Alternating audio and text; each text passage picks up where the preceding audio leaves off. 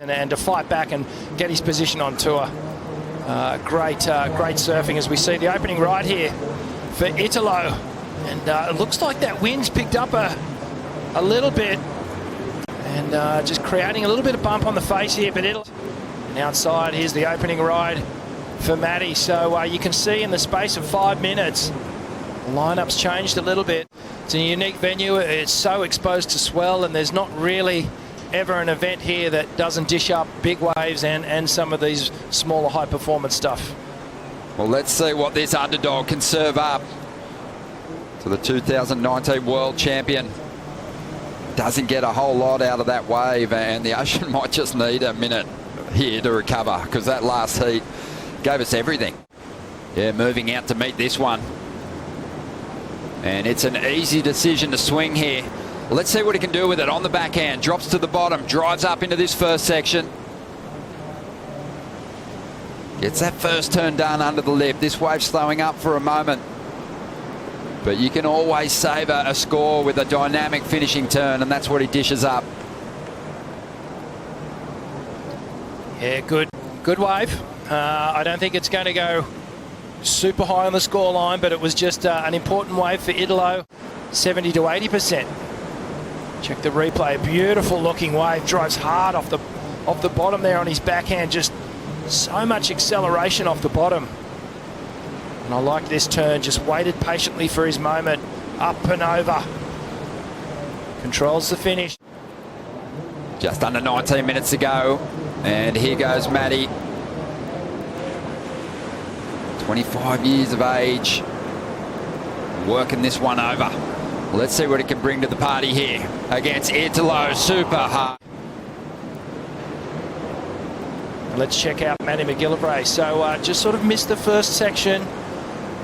It's a bit of a cutback, more of a repositioning turn to get him in line for this one, and then just throws everything at it. A big extension, layback carve.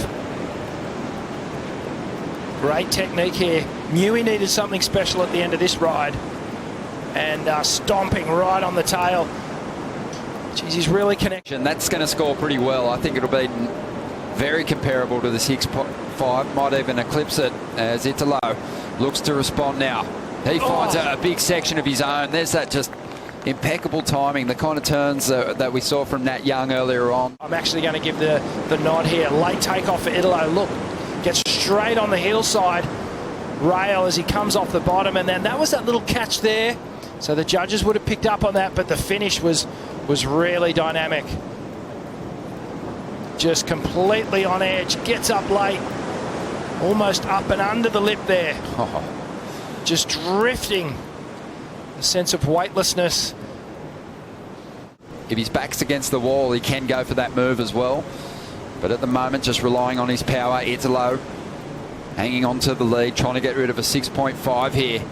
And he goes to the air, almost pulls it off. You could see his board kind of flicker midway through the rotation, and he lost control.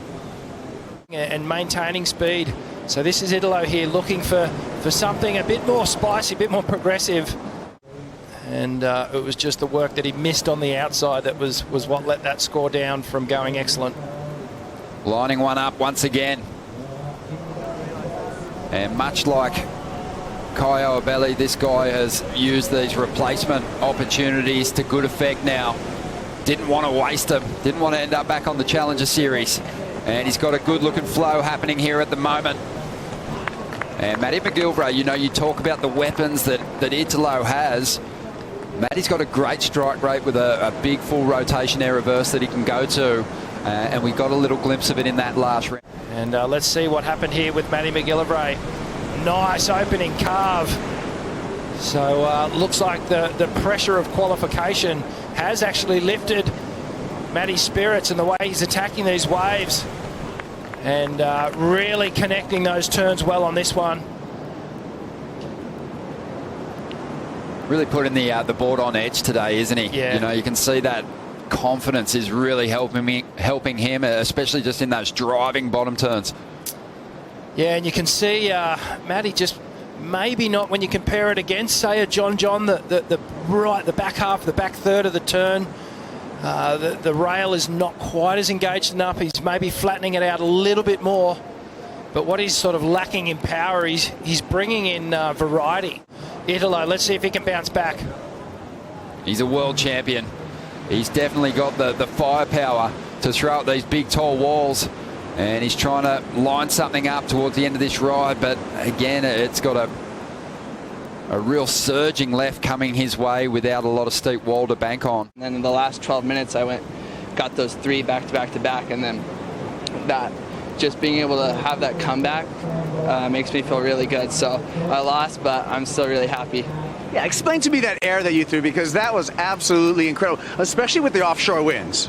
Yeah, well, I saw the wind was kind of starting to blow up the face into the rights more, and I was thinking, I mean, I'm comboed, I gotta figure out something. So once I got on that wave and I saw that it was like a nice tapered off closeout, I just like widened my stance. I'm going for it for sure. The judges just loved it. Here we go, the fight back.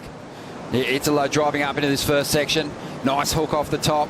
And you can see just how patient he is. He's allowing the wave to do its thing as well. Loading up for something big here. Always exciting when this guy takes to the air, and he almost rode out. Unbelievable. The distance covered, the loft in that move. And if he rode out of that one, it would have been a monster score, but the pressure's going to be right on now. 4.5 minutes to go as he makes his way in. We get to the ski. Just back to the edge. Jeez, he covered so much ground. And, well, just have a look on Italo's Instagram page, and there's hundreds of these things where he makes them, and unfortunately this one just a little awkward in the landing. That just takes so much guts to go for that move with that shelf looming. You know that you're going to be dealing with some tricky water on the inside. The thing that Italo has going for it just hasn't connected with the high-quality set waves just yet. Matty on the outside dives off this one, gets a little caught behind. He's a hero for the whole of Brazil and for grommets around the world. In fact, it's hard to not like the guy, and his surfing is just unbelievable. Here we go. Now competing with an increased intensity. There's absolute live wire loading up. Needs a big score here, and that's always great for surf fans. When he's chasing a number, you know he's going to throw something exciting at you. The big rotation to finish there on the inside, but that wave was tapering off. Will the judges see an 8.71 in it? Oh, there's not much more he could have done on that wave. The first turn was excellent. Great day, Italo. Let's watch the replay here. So up and under the pocket. The best first turn that he'd done the whole heat. The second turn, just a big grinding cut back into the pocket here, and all he was thinking right now is get in the air, which he did. And on any other day, that would have been a pretty tidy little aerial. The scores came through, 7.5, not enough.